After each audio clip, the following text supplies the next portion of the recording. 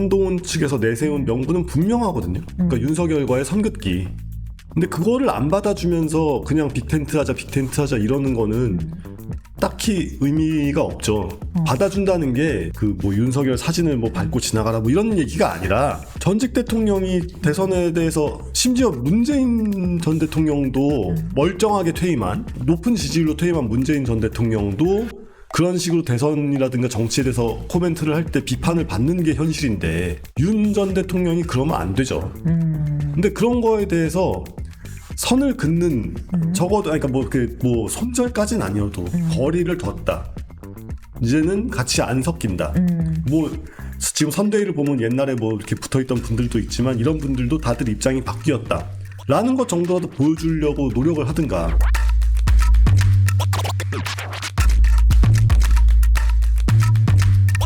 이 후보 교체 사태 결과론적으로 어떻게 평가하십니까? 뭐 결과론적으로는 최악은 면했다라고 생각을 합니다. 이유는요? 그게 예.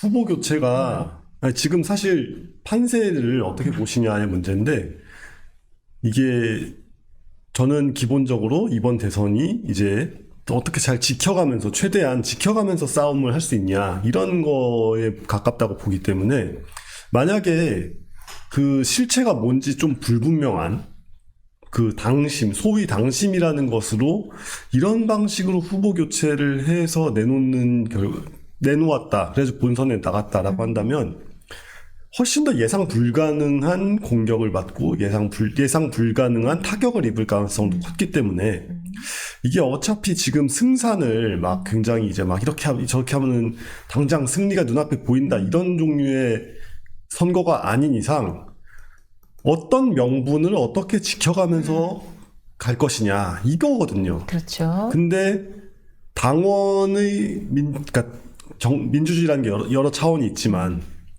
어쨌건 국민의힘 지지층과 당원들이 상식적인 사람들이다. 외려. 예, 라는 것을 보여줬다는 것이 가장 큰 의미가 될 것 같다라고 생각합니다. 이번 대선에서. 참 슬프네요. 아, 그렇죠. 그러니까 국민의힘 지도부는 비상식적인 행동을 했고 오히려 당원이 바로 잡았어요. 예, 그렇죠. 예. 그러니까 뭐 뭐 나름대로 다 뜻이 있으시겠지만 어쨌건 90%에 가까운 진짜로 민주적 절차를 통해서 이재명 후보를 내세운 민주당과 그럼에도 불구하고 이렇게까지 비상식적인 공천도 공천이 아니 이거는 경선도 아니죠. 경선도 아닌 무언가에 대해서 당원들이 심지어 김문수를 지지하지 않은 당원들도 다 달라붙어가지고 결과를 바꿨잖아요. 이거는 굉장히 큰 의미가 있는 사건이죠. 그러니까 물론 이번 대선 결과에 직접적 영향을 어떻게 미칠지는 아직 장담은 못하겠습니다. 장담은 못하겠지만 적어도 이렇게 흔히 말하는 정치권 내에서의 그 물밑에서의 모시기가 당원들의 직접적인 의견 표명과 직접적인 반발로 뒤집힌 사례는 고무적이죠. 이 자체는. 그럼 고무적이라면 이 기세를 이어가려면 그 당원들의 마음을 오판이 아닌 건지 아니면 호도한 건지 모를 지도부하고 완전 이별해야 된다고 보시나요? 최소한 이제 무당층이나 중도층이 볼 때, 야, 그래도 국민의힘 당원들은 정상이네. 네. 라는 그 이미지를 이어가려면 뭔가 그 기존에 이 뻘짓을 한 사람들에 대한 뭔가의 손절 행위를 있어야 될 텐데요. 그러니까 지도층이라고 하는 그런 불분명한 그런 사람들과 막 손절하고 이런 거는 정치 고관심, 고관여층들이 아니면 잘 보이지가 않으니까 사실 김문수 후보가 해야 될 두 가지가 있다면 첫째는 윤석열과 선긋기 그리고 둘째는 전광훈과 선긋기가 아닐까 합니다. 그 이유는 이제 충분히 알 것 같은데 이번에 역시나 또 맞추셨잖아요. 한 전 총리는 결국엔 중간에 결국에는 운동권 곤조가 어디 가냐 김문수 후보가 이길 것이다. 시간은 김문수 후보의 측이다라고 말씀하셨던 그 말씀대로 됐는데 이 김문수 후보가 선을 그을 수 있을 거라고 봅니까? 그게 쉽지가 않은데 문제는 우리가 이번에 이 과정에서 보여줬던 게 사실 경선에서 승리하기 전까지만 해도 김문수가 이렇게 나올 거라고는 아무도 예상 못했잖아요. 그러면은 지금은 더더욱 자신의 합법적 이렇게라는 게 무슨 말이죠? 그냥 친윤들의 얘기에 고분고분할 줄 알았죠. 친윤들이 그렇게 알았겠죠. 친윤들은 그렇게 알았죠. 그렇겠죠, 맞아요. 예. 그러니까 마찬가지로 이번에 대선 후보 자리까지 확보를 했으면 여기선 더더욱 대선 후보다운 모습을 보여야 됩니다. 그러지 않으면은 이게 대선이 구도가 의미가 없어지고 많이 퇴색돼요. 근데 상당히 좋은 모멘텀이긴 하거든요. 그러니까 어쨌건 한국의 유권자들은 기본적으로 언더독을 응원하고 싶어하는 마음이 있고 국민의힘이란 정당 자체에 대한 심판을 해야 된다는 여론도 분명히 있습니다. 그리고 윤석열 대통령의 탄핵 문제도 탄핵이 아니라 개헌 문제도 어쨌거나 이게 1대1로 대선 토론을 하고 있다고 쳐보세요. 그럴 때 뭐 형수, 강제 입원 이런 뻔한 얘기들 계속 안만 해봤자 아무 소용 없습니다. 계속 이재명 쪽은 일단 첫째, 국민의힘 너네가 정권을 잡을 준비가 돼 있냐. 오케이. 그리고 둘째로 그러면 윤석열 대통령의 계엄 행위에 대해서 그런 식의 국헌 문란을 옹호하고 있는 너희들이 어떻게 다시 나라를 달라 그러냐. 어떻게 다시 국정 운영을 하겠다고 하냐. 이것만 물고 늘어지면 게임은 원사이드하게 끝난단 말이에요. 그러니까 적어도 지금부터라도 그러니까 이게 그렇다고 막 단번에 막 무슨 사화가 벌어진 것 같이 그럴 필요는 없지만 적절하게 선을 그어야 됩니다. 그래야 지금 어쨌건 한동훈 빼고 다들 그 경선 후보들은 다 들어와 있는 모습이긴 한데 그럼에도 불구하고 조금 더 좋은 인적 화합을 보여줄 수가 있게 되는 거거든요. 와, 선택의 시간이 들어왔는데 왜냐면 한동훈 전 대표 같은 경우는 대놓고 바로 출당해달라, 예. 손절해라, 예. 출당 요구하라라는 편인데 김문수 후보 같은 경우 비록 당원들이 이제 그 교체엔 반대를 했지만 자기를 지지하고 후보로 만들어줬던 당원들 대부분이 반반파잖아요. 예. 그러는 와중에 윤 대통령하고의 선을 긋기가 쉽진 않을 것 같아요. 게다가 윤 대통령이 바로 축하 메시지 했잖아요. 응원 메시지. 예. 그러니까 그거를 빌미로 삼아야 되는 거거든요. 오히려. 예. 예. 아니 끼어들면 안 되죠. 정상적으로 퇴임한 대통령이라고 해도 경선 결과에 그렇게 얘기하면 안 되는데 심지어. 탄핵을 당했으면서 어떻게 그런 얘기를 합니까? 이거는 문제를 삼아야 될 거지. 나를 지지해줬구나라고 좋아하면 안 되는 문제죠. 그렇군요. 그러니까 다시 한번 얘기하지만 이번 대선에서 윤 대통령이 개입해 있다, 껴있다, 영향을 준다라는 인식을 주고 있는 후보인 한 득표율은 20% 선일 거예요. 30을 넘기기 힘들 겁니다. 30도 못 넘는다. 예. 이게 말하자면 뭐 이런 거거든요. 그러니까 우리가 이제 잡곡밥을 지어보겠다라고 할 때 뭐 쌀도 있고 뭐 보리도 있고 뭐 콩도 있고 이것저것 다 들어가잖아요. 근데 다 좋은데 돌이 들어가면 안 되잖아요. 그러니까 석이래요.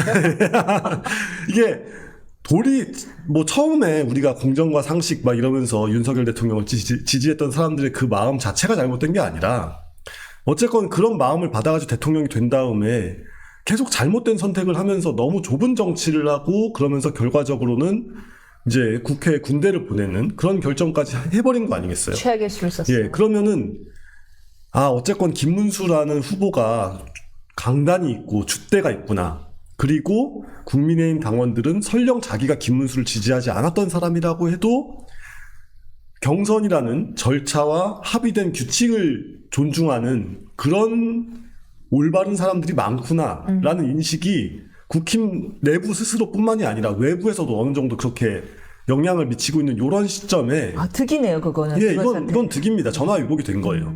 그랬을 때 아니 왜 대선에 개입하냐.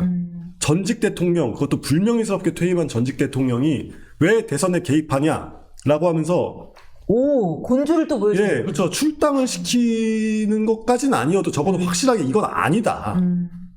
가만히 있어라. 내지는 뭐 이렇게 액션이 있어야죠. 이렇게 유야무야 자꾸 이러면은 좀 좋아졌다가 이미지 좀 좋아졌다가 다시 에이 도로 윤석열이네. 이렇게 된단 말이에요. 김문수 후보 측의 입장은 명확하더라고. 나는 계엄에 대해서는 반대 의사를 명백하게 여러 번 밝혔다. 난 그 자리에 있지도 않았다. 네. 있었다면 자기가 목숨 걸고 막았을 거다. 다만 탄핵을 반대했던 이유는 왜냐면 이재명 대표가 대통령 되는 것을 막기 위해서일 뿐이다. 그래서 내가 탄핵을 반대하는 건 뭐 윤 대통령이 잘해서가 아니라 이재명 대표가 대통령 될까봐 반대했을 뿐이다라는 이야기를 하고 있는데, 자, 이 권영세 의원의 사태로 공석이 된 새 비대위원장이 90년대생 김용태 의원이 내정됐습니다 하면서 김 후보가 마음껏 정치 개혁을 해달라라고 직접 당부한 것으로 알려졌는데, 어떻게 반향을 일으킬 수 있을 거라고 보시나요? 제가 그 김용태 의원과 뭐 개인적인 친분이 있거나 두텁거나 뭐 이런 건 아니지만 좀 안타까운 광경이긴 하죠. 왜냐하면 제가 이제 20대 중반부터 지금 이제 약 10몇 년, 20년에 가까운 세월을 직업적인 청년 논객으로 살아오고 있는데, 이런 식의 청년 들러리란 말은 좀 너무 심하고, 청년 얼굴마다 이런 걸로 쓰이는 게 얼굴마담이 더 심해요. 아, 예. 뭐 어떻게 해도 포장이 안 예, 그렇죠. 되는군요. 청년 포장지. 오케이. 청년 포장지로 쓰이는 이게 너무 뻔한 패턴이어가지고, 다시 한번 얘기하지만, 이게 뭐, 권영세 의원이 사퇴를 했다. 내지는, 뭐, 권성동 의원이, 뭐, 그분은 포지션도 변화가 없잖아요. 원내대표 예, 그대로 원내대표 가죠. 그대로 가고 있고. 또 선거 치를 여력 없다 이거죠. 예, 그렇죠.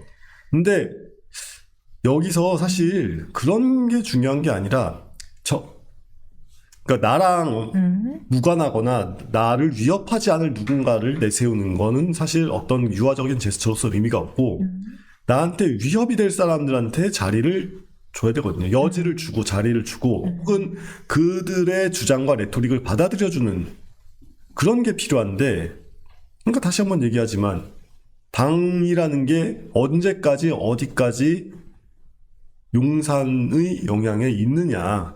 근데 심지어 그분들이 이제 대통령도 아닌데 왜 이렇게까지 계속 챙기고 있느냐. 뭐 이런 거에 대해서 답을 해줘야 되는 거예요. 그렇다면 결론은 한동훈 전 대표를 영입해야 된다는 거죠. 영입을 뭐 100번 양보해서 영입까지는 안 해도, 제가 아까부터 얘기하지만 윤 대통령 문제를 정리하고 넘어가겠다. 우리 유권자들한테 탄핵당한 대통령을 또 찍는 것 같은 그런 참담한 기분을 느끼지는 않게 하겠다.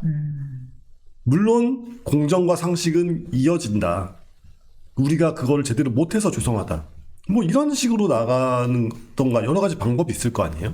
근데 실제 김문수 대표 측은 한동훈 대표 측에 뭔가 그래도 러브콜을 당연히 지금은 뭐 한 표가 급하니까요. 예. 할 텐데 한동훈 대표 쪽에서 움직이질 않고 있다라고 해서 비판도 받고 있어요. 한 이재명을 향해서 같이 싸운다고 하지 않았느냐 하고. 그러니까 정치가 명분 싸움인데, 네. 어쨌건 한동훈 측에서 내세운 명분은 분명하거든요. 그러니까 윤석열과의 선긋기.